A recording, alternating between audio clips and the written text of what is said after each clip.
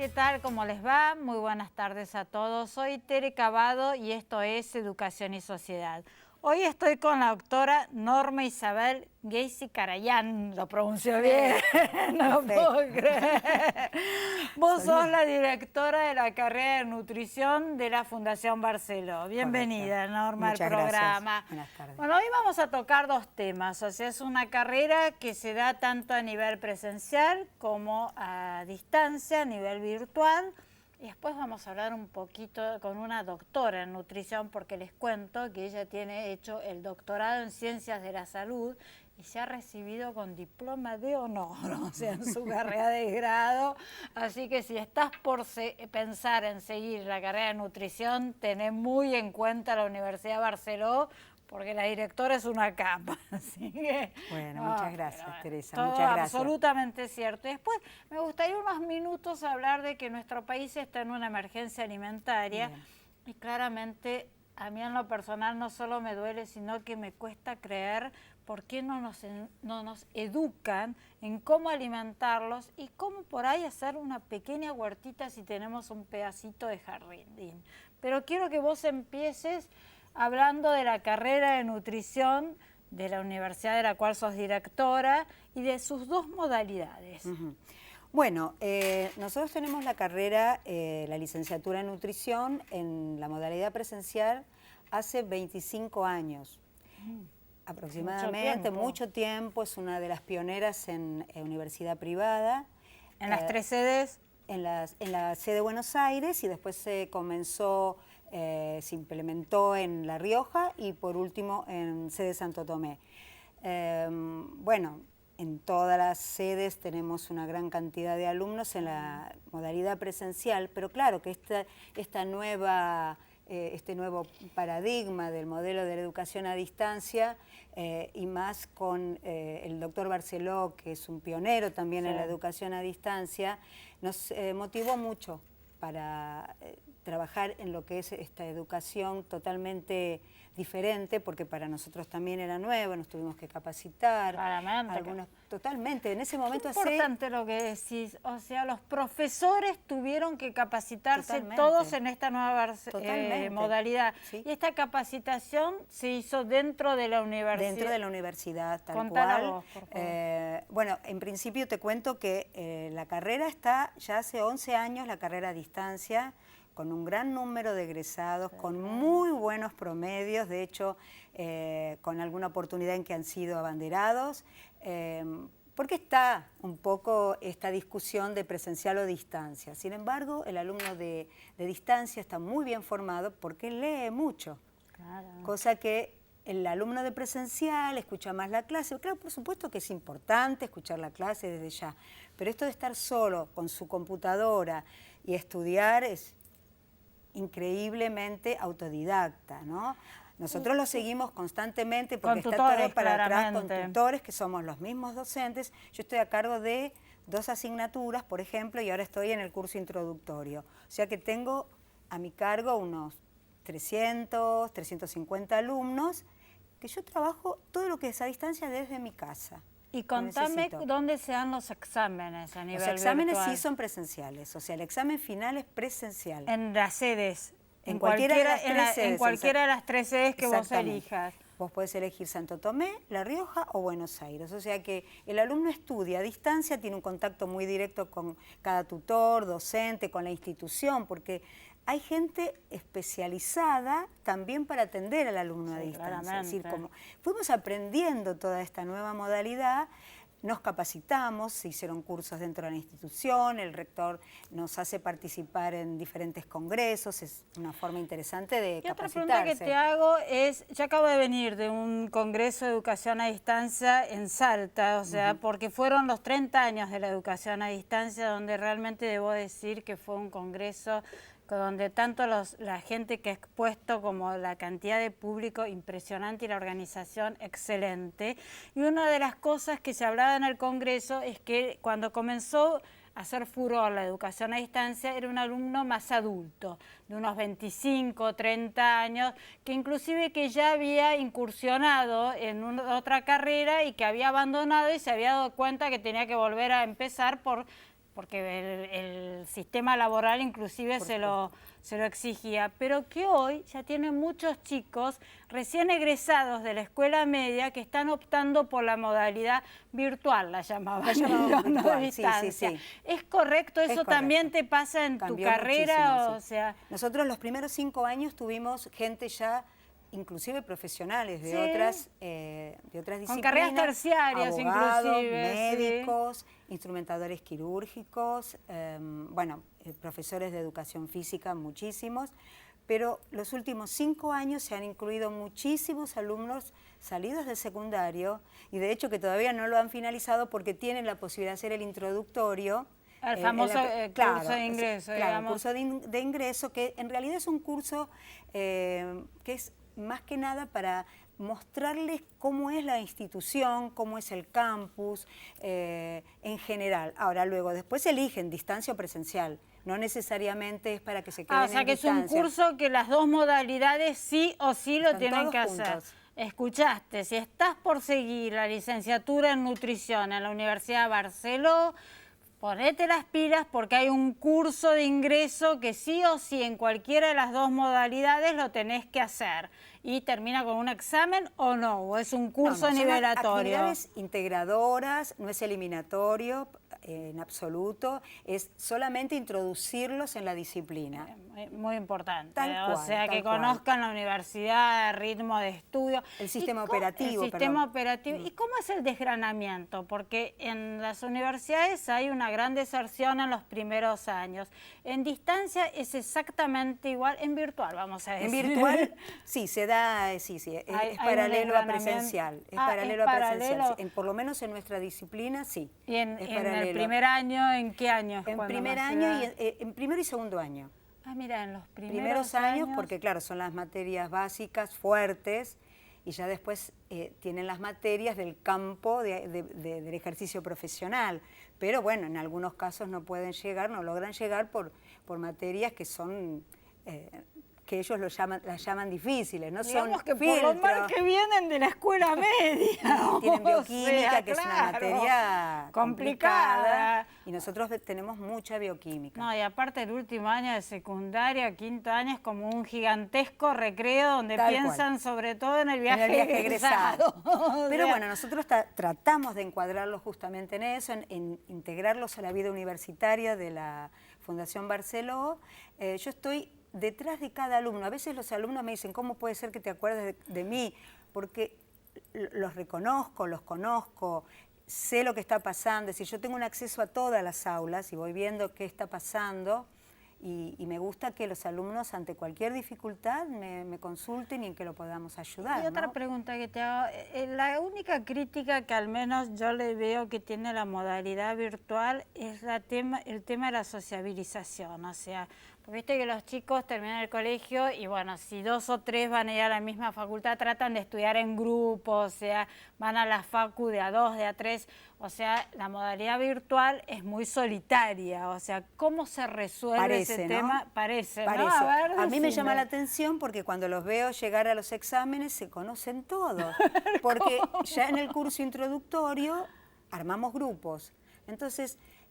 por letras, por varones y mezclar con mujeres. No, se empiezan a conocer, forman unos grupos increíbles y a veces yo digo, ¿cómo hacen? Conocen todo. Así que cuando yo, por ejemplo, doy una materia que se llama Economía Alimentaria, entonces me dicen, profe, ¿puedo juntarme con tal y tal que vivimos en la misma? Pero por supuesto, si la idea es que estén juntos y que trabajen en forma paralela a todos, ¿no? O sea que eso es un mito, de los tantos mitos que tiene la educación. Hablaste de economía alimentaria, no puedo dejar de preguntarte, nos quedan solo 2 minutos, Norma. Sí. Este divino país está en emergencia alimentaria. ¿No debieran enseñarse cómo alimentarse, cómo poder tener, no sé, si tengo un pequeño jardincito, tener una pequeña huerta, ¿cómo puede ser que estemos en emergencia alimentaria? En realidad, lo llaman emergencia alimentaria, pero en realidad estamos padeciendo una situación de inseguridad alimentaria. Porque la inseguridad alimentaria la padecen también las personas que en este momento están inundadas, por ejemplo. Y no necesariamente son todos de bajos recursos, o sea, la inseguridad la podemos padecer todos. Ahora, la verdadera emergencia alimentaria que ya vivimos en los años 2000, 2001, 2002, salió adelante a través de diferentes programas alimentarios, de los programas de emergencia alimentaria, pero que iban asociados, Teresa, como decís vos, con la educación, porque esas personas son las mismas que están teniendo el mismo problema en la actualidad, pero ya recibieron una capacitación, es decir, se les da el programa. En este caso tenemos programas con ProHuerta. ProHuerta es uno de los más importantes que capacita a profesionales, o sea, baja línea. No es que solamente va el ingeniero en alimentos o va el ingeniero veterinario, no. Van un equipo todo capacitado por el programa ProHuerta y trabajamos en equipo. Entonces, nosotros ¿qué hacemos? Más allá de la huerta, es ¿qué hacemos con la huerta? Porque la persona que recibe un plan, que recibe aceite, azúcar, yerba, arroz, no alcanza. Entonces faltan las vitaminas y minerales del ProHuerta. Y la idea es eso. Y recargo, y educación. Y educación, el día a día de la educación, fundamental. Sí, fundamental. No hay ningún país que crezca sin educación, tal claramente. Cual. Bueno, si querés estudiar la licenciatura en nutrición, acá tenés a la doctora, la directora de la carrera de la Fundación Barceló. Tenés que hacer un curso que no es eliminatorio y te podés anotar y comenzás en el 2020. No te lo podés perder. Un gustazo haberte tenido en el programa. Teresa. Ustedes no se vayan, que el programa sigue.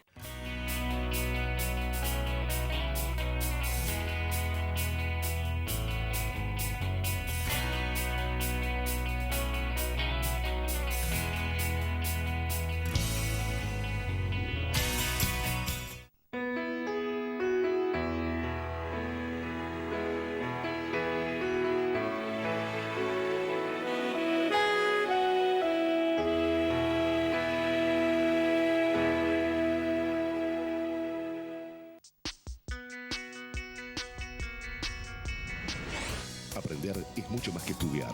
Universidad Abierta Interamericana. www.uay.edu.ar. El futuro sos vos. UCASAL, una respuesta a tus aspiraciones. Carreras de pregrado, grado y posgrado. Más de 17 carreras en educación a distancia. El futuro depende de vos. Contactanos en ucasal.edu.ar. UCASAL.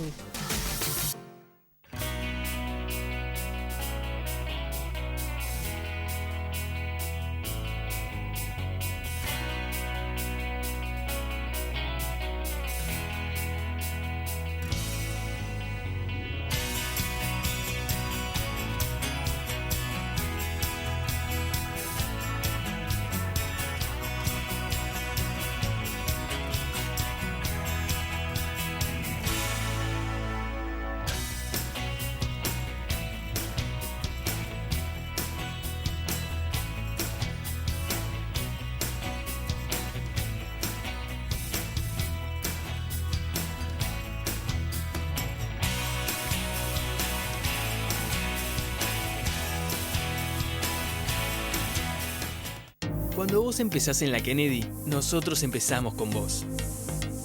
Porque ver cómo haces tu tecnicatura, carrera de grado o posgrado nos inspira a hacer una mejor universidad. Inscribite, asesorate en www.kennedy.edu.ar o llamanos al 0800-222-5366. Universidad Kennedy. Creamos juntos.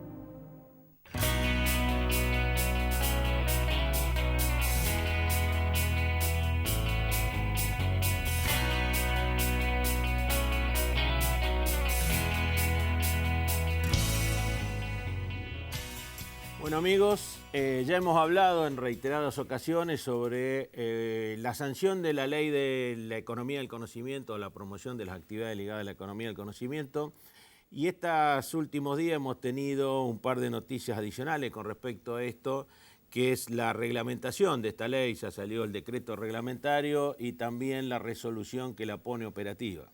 Esto significa que en los próximos meses muchas empresas que hoy están bajo la ley de software pasarán a estar bajo esta nueva modalidad que es la ley de economía del conocimiento con beneficios similares a la anterior, pero también muchas nuevas van a aparecer, que son las empresas ligadas a otros sectores, como puede ser la biotecnología, la bioeconomía, la nanotecnología, los servicios de producción audiovisual, los servicios profesionales, etc. Desde el punto de vista de la educación, esto va a tener un alto impacto, porque una de las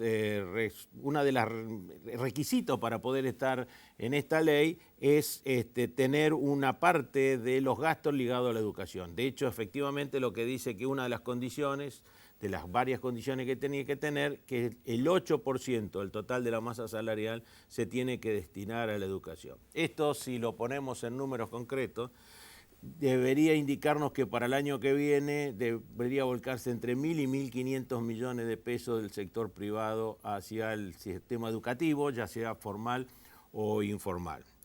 Creo que es buena oportunidad para que nuestras universidades, para que nuestros centros de estudios educativos, para que nuestras empresas de educación se pongan a pensar cómo vamos a hacer para integrarnos junto con las empresas. Pero para hablar de eso, creímos oportuno invitar al presidente de la Cámara de Empresas de Software y Servicios Informáticos, la CESI, nuevo presidente, Sergio Candelo. Hola, Sergio. ¿Qué tal? Muchas gracias por la invitación. Es la Cámara de la Industria del Software, a partir de pronto va a ser el nuevo nombre. Bueno, Sergio acaba de ser electo la semana pasada, así que bienvenido a tu nueva posición. Sí. Y bueno, hoy con una ley ya aprobada, ¿no? Bueno, salió la reglamentación y la resolución un día antes que asuma y un día después, con lo cual es un buen caso. Realmente para todo el sector de la Cámara, para todas las empresas de software, tener la continuidad es algo muy claro, muy importante, y saber que podemos hacer el PNL de otra manera. Así que la verdad muy contentos por ese lado. Bueno, ¿y dónde va a poner el énfasis Ceci ahora que ya tiene esta ley que fue signada en los últimos años, estuvo signada por la búsqueda de la continuidad de la ley anterior, que para todos aquellos que no lo saben es una ley que viene desde el año 2004 y este año tiene terminación el 31 de diciembre, pero ahora tenemos la continuidad. Claro, ahora empalma con la ley de economía del conocimiento. A ver, nosotros tenemos un plan estratégico hacia el 2030 desde la Cámara que apunta a tener 500.000 personas trabajando y más de 10.000 millones de dólares de exportaciones. En el 2030 lo teníamos hasta el 2022, tratando de llegar a 200.000 personas e incluso una participación mayor de las mujeres, tratar de llegar al 25%, y nosotros vamos a trabajar justamente en estos próximos 2 años en tratar de ir logrando esas metas que nos hemos propuesto. Hoy actualmente hay unos poco más de 110.000 personas trabajando en el sector, así que bueno, tenemos un desafío muy grande para llegar a las 200.000 en 3 años. O sea, estamos hablando que en los próximos 3 años deberíamos estar agregando otros 100.000 personas más al sector productivo, 80.000 en 80.000, sí, una cosa así, y hay mucha demanda, realmente todos los años siempre quedamos por debajo de las necesidades, aparte es una cuestión mundial esto, no es un tema solo de Argentina, y bueno, hay que trabajar muchísimo en el talento. Nosotros estamos pensando en tener 4 ejes estratégicos y uno es específicamente en talento, donde vamos a trabajar para que haya mayor capacidad, mayor inclusión, que se genere el espacio para poder tener esta cantidad de gente. Sí, yo la semana pasada estuve en Guadalajara, en México. Guadalajara es uno de estos polos tecnológicos, claro, que ha crecido mucho en los últimos años, realmente mucho, a tasas de encima del 12, el 13% por año. Y el problema hoy que tiene Guadalajara es precisamente la generación de más talento, ¿no? Es decir, una tasa de crecimiento mayor de la cantidad de gente. Así que claramente es un problema mundial. 80.000 en 2 años es un número, en 3 años es demasiado desafiante, sonaría así. Bueno, sí, hay que hacerlas desde las universidades, desde las carreras, desde los distintos sectores. Digo, hay un montón de cuestiones, ¿no? Ahora, de alguna manera, Sergio, se plantea también un desafío, es toda esta cantidad de dinero que hoy por hoy las empresas van a tener que destinar casi obligatoriamente al sistema educativo, ya sea a través de educación interna o a través de educación externa. Exige una articulación muy grande con las universidades, con los centros de estudios, ¿no? Y sí, claramente. Hubo algunos otros programas que también daban algún beneficio parecido, cercano al 8% de la masa salarial en algunos otros momentos. Este ya es una definición para todas las empresas, con lo cual va a ser un cambio creo que mucho más grande. Desde la Cámara vamos a tener que trabajar claramente en la articulación entre universidades públicas y universidades privadas para generar esta cantidad de carreras y conocimiento que hace falta. Sí, tengo entendido de que inclusive Ceci ha destinado un vicepresidente exclusivamente al tema de talento, ¿verdad? Claro, nosotros justamente lo que hicimos fue, para las vicepresidencias que cada uno coordine una de las áreas. Y justamente una persona va a ser la que coordine todo el tema de talento. Sí. La verdad que nos parece muy interesante que puedan dedicarse desde las empresas a tratar de promover esta educación, ¿no? Es decir, hace falta, si bien hace falta gente, si bien nuestras universidades, nuestros centros de estudios están trabajando en esto, hemos tenido varios en este programa hablando sobre este asunto. En este momento es casi como que las empresas se ven impulsadas a tener que hacerlo porque inclusive tienen que cumplir con este requisito, ¿no? Sí. Bueno, muchas de las discusiones que hay dentro de la Cámara, de los debates, es justamente definir cómo serían las carreras, trabajar en conjunto con las universidades para que el graduado sea alguien que tenga rápida inserción laboral. El otro tema que pasa en general es que empiezan a estudiar los chicos y como hay tanta demanda, después la carrera se hace un poquito más larga. Hay que manejar todos esos espacios. Sí, hacen falta médicos y hacen falta enfermeros también, claro, ¿no? Es decir, especialistas, ¿no? De todo un poco. ¿Y cómo la integración de los nuevos temas que vienen a la tecnología? Big Data, Data Science, inteligencia artificial. Esto necesita nuevos perfiles, gente con otros skills que no necesariamente son programación. Bueno, nosotros en el anteúltimo evento de transformación de la educación, se habló hasta de las nuevas 64 profesiones que están apareciendo y justamente no es solo tecnología, a veces digo, el data science, ¿quién puede ser? Capaz que es un actuario que hoy aprende de otra tecnología y demás, entonces se hace una apertura un poco más amplia y está muy interesante todo lo que puede pasar en ese camino. Día pasado estamos ante una elección o ratificación de las autoridades actuales o un cambio de signo político, pero estamos ante un cambio de una manera u otra. Una entidad empresaria, Argencom, que colabora mucho y trabajan mucho junto con ustedes, salió a reclamar la existencia de una secretaría especialmente para este tipo de actividades. O sea, un ámbito de gobierno que de alguna manera pueda atender las necesidades particulares del sector. Ceci, ¿cómo ve esta iniciativa? Yo creo que el sector empieza a tener un peso mucho más grande. Digo, si nosotros estamos pensando que solo del sector nuestro vamos a ser 500.000 personas en el 2030 y cuando vemos todo el globo de la economía del conocimiento, el informe que salió en agosto del 2019 del Ministerio de la Producción, está hablando de 430.000 empleos, pero cuando se ve todo el sector cuenta propista y demás, llega a 1.300.000. Realmente estamos ante un peso, digo, que va a meritar que desde el Estado tenga una correspondencia. Y también hay otros que expresan esto, pensémoslo del punto de vista que estamos proponiendo, digamos, ante candidatos que están por ser próximos mandatarios en Argentina. También se propuso algo así como crear alguna agregaduría o algún ámbito de promoción argentino en tecnología, especialmente en Estados Unidos, sobre todo pensando en la costa oeste, en el Silicon Valley, que de alguna manera traiga inversiones o de otra manera también genere vinculación de las empresas con el ecosistema del valle. Eso también, Ceci, lo ve. Ha aparecido hasta incluso unas notas y demás por el tema de los embajadores tecnológicos como tiene Dinamarca o Francia. Yo participé en algunas entrevistas sobre esos temas. Es algo que realmente hay que pensarlo. Hoy las grandes empresas mundiales tienen un peso significativo y que tal vez son mucho más importantes que varios de los países. Entonces ese vínculo, esa relación tiene que ser clara. O sea, ¿ustedes lo ven como algo positivo? Puede ser, sí, claro. Sí. Pensando que estamos en estos momentos de cambio, en estos momentos donde aunque ratifique la conducción actual su mandato, sea reelecto el presidente Macri o aunque venga algún otro candidato como se perfila, es un momento siempre genera cambio. Entonces es el momento para las propuestas, ¿no? Sí, para llevar ideas, ¿no? En el caso nuestro, creo que desde 2004, cuando vos también participabas y todo, en el tema de armar la ley de software y ha seguido en el 2014 y en el 2019. En el 2019 fue 182 votos a favor en diputados contra 2 en contra y 49 votos en senadores contra 0. Claramente acá se ve que hay una política de Estado más allá de los gobiernos de turno. Creo que hay un apoyo desde todos los partidos políticos y eso también es un desafío y una responsabilidad tener semejante confianza dentro de un país que parece que no es tan fácil tener políticas de Estado de largo plazo. ¿Las expectativas son positivas? Sí, para el sector es un sector que está dentro del pleno empleo, entonces siempre es la posibilidad del crecimiento. Bueno, muchas gracias. Te vamos a volver a convocar para que nos mantengas actualizados cómo está este tema. Y bueno, es bueno escuchar sectores que ven positivo el futuro, que ven pleno empleo, que están viendo cómo crecen con educación, con conocimiento, porque esto genera una Argentina mucho más preparada y mucho más preparada sobre todo con talento y no con recursos, solo recursos materiales. No se vayan, que continuamos con el programa.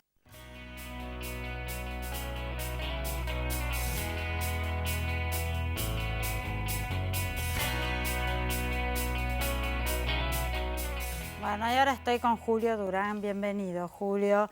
Vos sos secretario académico de la Universidad Austral y especialista en educación, tenés un doctorado en educación. Julio, yo te convoqué porque, bueno, claramente todos sabemos que el domingo hay elecciones y la otra semana los candidatos a presidentes han presentado sus propuestas en educación, que a mi modesto parecer han sido muy leves las propuestas. O sea, me llama mucho la atención que la educación, todos hablamos de educación, pero en realidad yo no siento que esté instalado como una prioridad en nuestro país. Al menos cuando yo era chica y lo estábamos hablando fuera de cámara, lo mejor que mis padres me podían dejar era una buena educación en todas las áreas del saber, ¿no? O sea, una buena educación en un buen colegio, una buena carrera profesional, si tenías la dicha de poder hacerla, y educación en valores. O sea, yo vengo de una familia donde mis padres trabajaban, mi madre trabajaba muchísimo, también te educaban con el ejemplo. O sea, hoy yo no veo que eso esté instalado en ninguno de los niveles de la sociedad. ¿Estoy equivocada en lo que digo o es una triste realidad lo que estoy planteando? Parcialmente yo quiero mantener un poco de esperanza en mi quehacer educativo y en el de todos, porque me parece que hay espacio para esa esperanza. Te agradezco la invitación. Vengo también como gracias a vos hoy por venir experto acá, del Observatorio de Argentinos por la Educación, que es la institución que ha promovido esta iniciativa de invitar a los candidatos presidenciales a que presenten sus plataformas educativas. Allí han adherido o han presentado sus planes educativos 5 de esos candidatos, no lo ha presentado el Frente para Todos, lo que es Alberto una pena. Fernández. Es una pena porque además ya ganador de las PASO, hubiera sido interesante también contar con su pensamiento, su propuesta para este aspecto tan importante del futuro de un país como es la educación. Yo creo que hay futuro, yo creo que la sociedad lo valora. Lo que no me parece que acompañe todavía sea la opinión pública y se podría decir la presencia en la agenda pública de la educación. Solamente sale, digamos, por vía negativa muchas veces, por la pérdida de días de clase, por los bajos niveles de desempeño en las pruebas internacionales. Ese tipo de noticias ganan atención y después un poco desaparecen. Pero es que hay provincias que están muy complicadas. O sea, claramente Chubut, el año pasado Santa Cruz, digo, esos chicos se ven muy perjudicados. Este año hay varias provincias, como Chaco también especialmente, que tuvo ahora elecciones, donde se han perdido 70 días. Bueno, el caso de Santa Cruz hace 2 años perdieron 100 todo el año. Chubut este año. 60 días, todas las tomas, también las cortes de rutas. Eso muestra también, es otro aspecto de la agenda pública de educación en Argentina, que es la gran diferencia entre las jurisdicciones, el contraste que se da en nuestro país, con lo cual eso, por lo menos cuando me ha tocado presentar el informe sobre conflicto docente que preparamos en la Universidad Austral, siempre he tratado de destacar justamente la diversidad de situaciones y la dificultad para presentar un mapa general del país y la necesidad de que haya una política central más activa, que en ese aspecto me parece que es un tema que le quedó pendiente al gobierno de Cambiemos. Claro, porque en la década de los 90 se le dio mucha más presencia a las provincias que a la nación en todo el tema de educación primaria y secundaria. El origen es la Ley Federal de Educación del año 94, que correcto. transfirió todas las instituciones, transfirió las instituciones a las jurisdicciones, pero con previó algunos mecanismos como son el Consejo Federal de Educación. En eso el gobierno actual me parece que ha logrado algo muy importante, que el Consejo Federal de Educación funcione de un modo regular. Incluso he podido estar presente en alguna de esas reuniones. Me pareció interesante el intercambio que se daba entre los ministros de educación de las jurisdicciones. Lo que pareció que todavía falta es acordar, consensuar las metas que como país queremos buscar en educación y teniendo también una mirada federal, diciendo, bueno, esas diferencias que se dan entre una provincia y otra, antes existían, no sé, el Fondo de Incentivo Docente, una serie de fondos que buscaban compensar esas posibles desventajas o situación de punto de partida, provincias más pobres que otras. Eso me parece que todavía nos falta articular políticas de modo más sistemático, aunque hay muchos intentos loables, digamos, ¿no? Y decime ¿en qué cosas vos viste que todos los que han presentado las propuestas se han puesto de acuerdo y cuáles son las discrepancias más importantes? De las 5 planes, las propuestas que pude trabajar y ver están publicadas en la página web del Observatorio de Argentinos por la Educación. Sí, varios matutinos también las han publicado. Sí, me parece que había algunas más desarrolladas. La del gobierno me parece más desarrollada, aborda temas con más profundidad. Hay otras que me parecen un poco meramente declamativas, como me pareció un poco el tono de la propuesta del Frente de Izquierda de los Trabajadores. Me pareció que era demasiado antisistema o sin una propuesta concreta. Sí. En el caso de el Frente de Despertar, me pareció interesante su propuesta de afrontar uno de los temas más álgidos, que es la pérdida de día de clases. Entonces, es como si es necesario que la sociedad haga suyo el reclamo de que no se perjudique a los chicos de las escuelas públicas, los más necesitados, etcétera, por un reclamo legítimo de los docentes, muchas veces que son reclamos legítimos, pero que tienen otros medios para presentarlo. ¿Vos no ves que es como que se contraponen dos derechos? Porque claramente lo que Espert dice que debe considerarse la educación, digamos, básica, primaria y secundaria, como un servicio de Estado, o sea que no puede... un servicio público. Un servicio público, que fue lo que se hizo en Ecuador, que lo hizo Correa, si no me equivoco, o sea... Pero digo, ahí yo estoy de acuerdo, pero no estoy de acuerdo por ahí en la forma, sí, no porque estoy de acuerdo contraponen dos derechos, el derecho a huelga, que es absolutamente constitucional, con el derecho de los chicos a aprender, o sea, no lo veo viable realmente, o sea... Sí, lo que me parece que es... no se puede negar un derecho constitucional. O sea, es constitucional el derecho a huelga. Creo que la única forma sería que los docentes estén jerarquizados, pero no solo a nivel salarial, sino jerarquizados. O sea, que sea una profesión que tenga la jerarquía a nivel social que debe tener. Que tenga verdadero reconocimiento. Claro, el reconocimiento que debe tener un docente. O sea, que es una de las profesiones...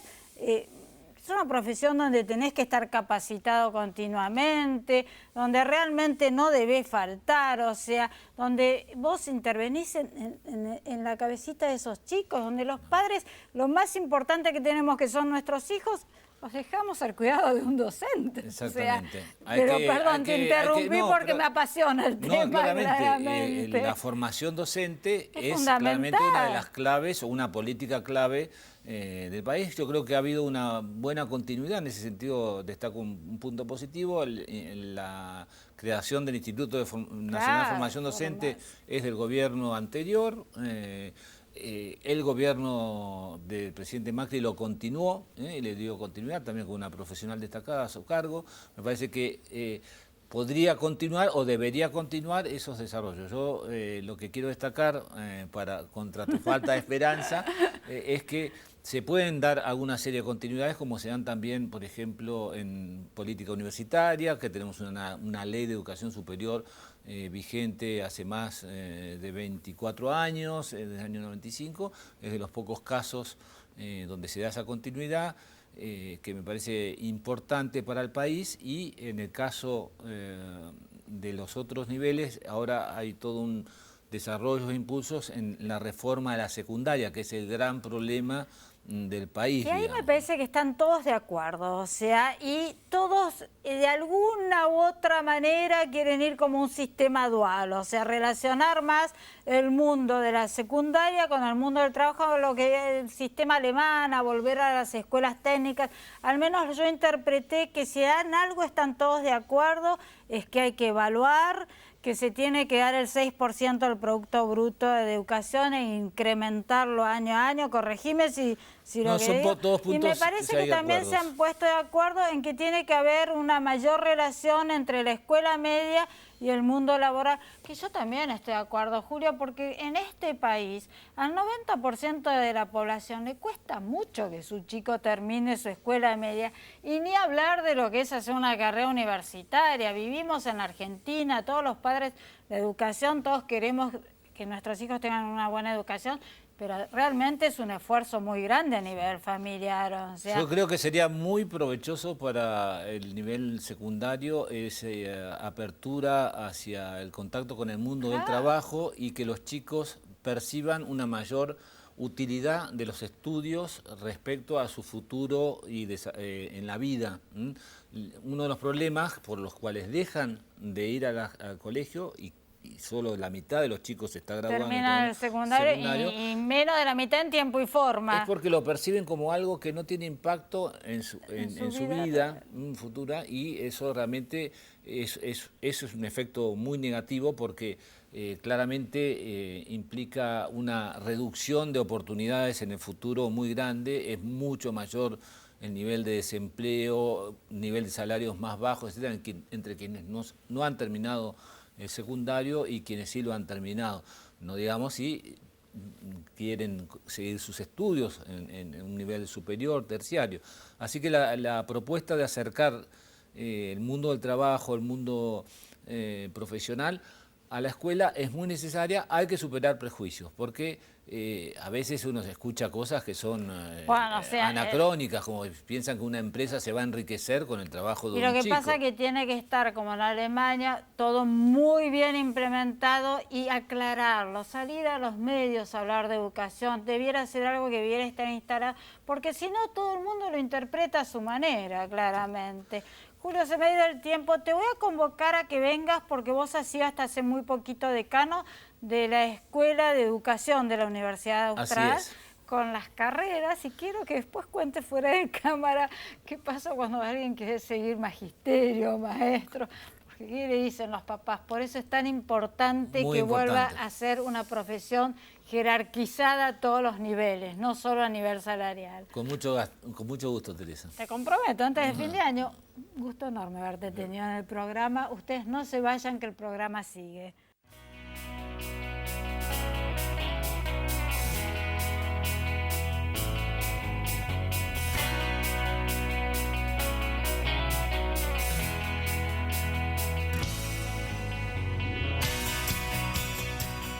Ahora estamos con Federico Johansen, que él es representante del diploma dual en la Argentina, especialista en educación y un amigo. ¿Qué hace, Fede? ¿Cómo estás? Muy bien, ¿vos? Bueno, contame qué es esto de tener la representación del diploma dual en la Argentina. Contame, ¿quiénes lo pueden hacer? O sea, consigo el diploma dual del secundario porque mi colegio me lo ofrece. Yo lo puedo lograr yo solito si lo quiero. Bueno, contame todo, Fede. Bien, básicamente, primero te explico qué es el diploma dual, que es una doble titulación. Al mismo tiempo... Eso me lo puedo imaginar. Sí, pero bueno, es bueno explicitarlo. Al mismo tiempo que los chicos realizan su secundario presencial en Argentina, hacen 6 materias online y con eso le dan un certificado de una escuela americana. No igual ni del mismo valor, es un certificado de una escuela americana. Porque lo que hace el gobierno americano es, de nuestro programa, de los 24 créditos que vos necesitas para recibirte en un high school americano, nos reconocen 18 créditos por lo que hace en Argentina y estos 6 que se hacen online. ¿A partir de qué año se hacen esos 6 online? Estos 6 se pueden hacer a partir de, en Capital, primer año, o en Provincia de Buenos Aires a partir del segundo año, y lo podés hacer en 4, 3 o 2 años. dependiendo si lo haces en 4, 3 o 2, es el año en que podés empezarlo. Correcto. En realidad, incluso podrías empezarlo después de terminar el secundario. Hay chicos que lo hacen o que terminan un año después de terminar la secundaria. Esto te aclaro que en el resto del mundo funciona distinto. En el mundo hay 16.000 alumnos haciendo el programa que normalmente terminan al mismo tiempo su secundaria y el high school americano. Aquí en Argentina, como dijeron en el bloque anterior, la doctora Jessy Caragian dijo en el bloque anterior, los chicos en quinto año están con el último primer día, el buzo de egresados, el viaje de egresados, la fiesta de egresados. Juntar los fondos para el viaje de egresados. No están con la cabeza en la universidad. Entonces yo muchas veces les recomiendo a los padres que terminen, y me autorizaron en Estados Unidos, a que terminen las 6 materias que hacen virtualmente en el penúltimo año. Claro. Cuarto en Capital Federal, quinto en la provincia de Buenos Aires. Ahora, ¿cuál es la ventaja de tener este diploma dual? A ver. ¿Por qué me convendría hacerlo? A ver, este diploma, independientemente del certificado, que ya te contaré cuáles son las virtudes que tiene 4 grandes objetivos. El primero es la inversión lingüística en la realidad del inglés. Vos podés ir al mejor colegio bilingüe de la Argentina y decís bicicleta y el profesor que tenés delante te entiende que es una bicicleta, mientras que si estás en una sesión en vivo con un profesor americano y decís bicicleta, no te entiende, vas a tener que explicarle en inglés que es un vehículo de 2 ruedas que pedaleando avanza, pero vas a tener que no te entiende? ¿Por qué no te entiende? Porque uno habla castellano. Ah, claro. No hablan una palabra de castellano, mientras aquí, te insisto, en el mejor colegio bilingüe, cualquiera de los docentes, aunque den clases en inglés, hablan castellano. Lo segundo, y acá me voy a referir nuevamente al primer bloque, es que un chico que tenga una inmersión enorme de 2, 3 o 4 años en lo que es enseñanza online, tiene un hándicap enorme con respecto a que no lo tiene. Claro. Fíjate que la doctora Jessy Caragian decía que ellos tuvieron que formar a los docentes para que dieran clase online. Imagínate a los chicos, a veces que tardan, sí, yo he dado cursos online, que tardan 3 meses en enterarse cómo funciona. Cuando de 3 de los 4 que dura a veces un curso. Cuando vos ya venís de 2, 3 o 4 años trabajando en esto, tenés un hándicap muy grande. La tercera cosa es que este programa genera mucha autonomía en los chicos. El alumno argentino medio de primaria o secundaria no es muy autónomo. No pudo elegir nada, toca el timbre y tiene geografía, se sienta en el mismo banco, tiene el mismo horario, tiene las trimestrales que son de tal fecha a tal fecha. Esto, como lo hace en su casa, independiente del colegio, elige los horarios. También, ¿Perdón? Lo va disciplinando y claro. te cuento una anécdota graciosa. El año pasado vino el director internacional del programa y visitamos escuelas que están haciendo el programa, escuelas cuyos alumnos están haciendo el programa, mejor dicho, y bueno, nos veíamos con alumnos. Entonces, en un momento estábamos esperando en una salita y entra un alumno y me dice, vos no me mentiste. Yo, bueno, te agradezco el piropo, pero ¿en qué no te mentí? No, me dijo, vos dijiste, cuando nos diste la charla, que esto nos iba a ayudar a ordenar nuestro tiempo. Claro. Yo el año pasado me llevaba 3 materias, este año estoy haciendo el diploma dual en 2 años, es decir, le llevaba una carga horaria de entre 6 y 7 horas y media semanales. Dice, no me llevo ninguna y me sobra tiempo. Esto me ayudó a ordenarme. Claro, con lo cual, otro de los objetivos es el de autonomía. Y el último, que parece que es un objetivo más para la escuela que para el chico, siempre hablamos de que hay que enseñar y evaluar habilidades, pero cuando vamos a los papeles muchos docentes siguen evaluando contenidos. Sí. ¿Cuál es la función del cloroplasto en la fotosíntesis? Y cuando vos haces enseñanza, educación online, no podés preguntar cosas de contenido porque el alumno lo googlea y te lo escribe. Claro. Entonces, te preguntarán, ¿qué pasaría si no existiera el cloroplasto en la fotosíntesis? Cuestión de que vos tengas que saber el contenido, pero además tengas que utilizar alguna habilidad, relacionar, sintetizar. Nos enseña a pensar, digamos. Efectivamente. Pero Fede, porque nos queda poco tiempo. A ver, claramente tengo que estar... saber inglés y tengo que estar en un colegio que me lo ofrece. ¿Cómo es? Vamos por partes. Primero, que no es necesario que estés en un colegio bilingüe. Sí tenés que, de hecho, los 2 colegios... Inglés, sí, obvio. Pero te cuento, de los 2 colegios que empezaron en Argentina con el diploma dual, uno era un colegio bilingüe muy fuerte, pero el otro era un colegio que ni siquiera tenía inglés. Pero tenía muchos chicos que iban a academias y los padres le exigían al colegio algo, con lo cual hicieron un convenio para que a través del colegio se realizara esto. También lo puedes hacer individualmente. Te pones en contacto conmigo directamente y hay algunas pequeñas diferencias con lo que es hacerlo a través de un colegio. Pero cuando vos lo haces a través de un colegio, en realidad, el colegio lo único que hace es poner un director de programa, que no le lleva mucho tiempo al año hacer esto, pero toda la comunicación es directa con Estados Unidos, los profesores son de Estados Unidos. ¿Cuántos colegios solo tienen en nuestro país? En nuestro país en este momento hay 11 colegios que tienen este programa. programa. ¿Solo de Capital o de todo el país? No, de todo el país, pero la mayoría en Capital y Gran Buenos Aires. ¿Y cuántos chicos tenés que lo han hecho y han aprobado? Bueno, hay más de 250 egresados de este programa en Argentina y en este momento hay unos 350 haciéndolo. Ay, pero si sos un colegio inglés y estás viendo este programa, comunicate, porque realmente me parece que es una herramienta muy buena para los chicos, porque aparte le das otra posibilidad más, o sea, sí, si querés abrirles el espectro. En un segundo voy al certificado. El certificado propiamente, ¿para qué te sirve en Estados Unidos? Vas a tener que dar el ACT o el SAT exactamente igual que un ciudadano americano. Lo que te exime es el TOEFL. Wow. Ahora, si vas a cualquier país angloparlante, donde muchas veces vos tenés el IELTS de Cambridge y estas cosas, en Nueva Zelanda o en Australia o mismo en Inglaterra te piden examen de inglés, mientras que vos llegás con un certificado de un colegio americano y no te piden examen de inglés en ningún país angloparlante. Sí. Eso sí necesitas el certificado. Bueno, un gustazo, ustedes no se vayan que el programa sigue.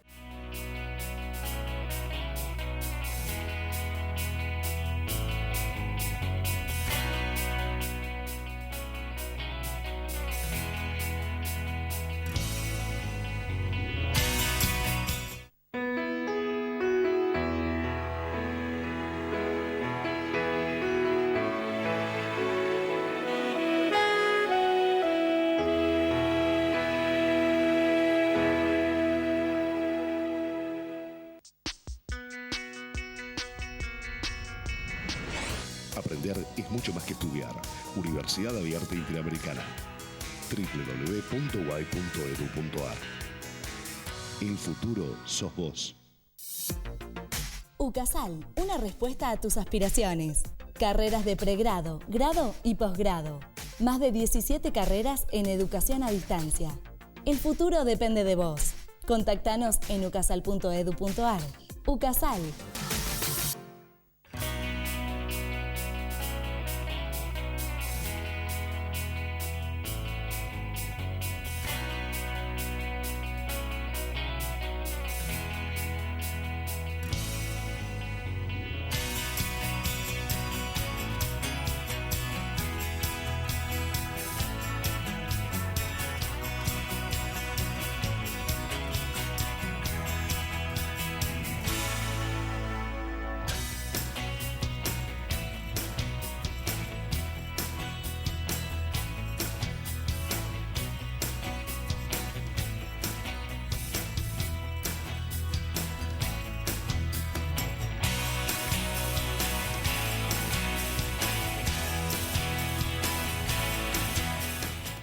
Cuando vos empezás en la Kennedy, nosotros empezamos con vos. Porque ver cómo haces tu tecnicatura, carrera de grado o posgrado nos inspira a hacer una mejor universidad. Inscribite. Asesorate en www.kennedy.edu.ar o llamanos al 0800-222-5366. Universidad Kennedy. Creamos juntos.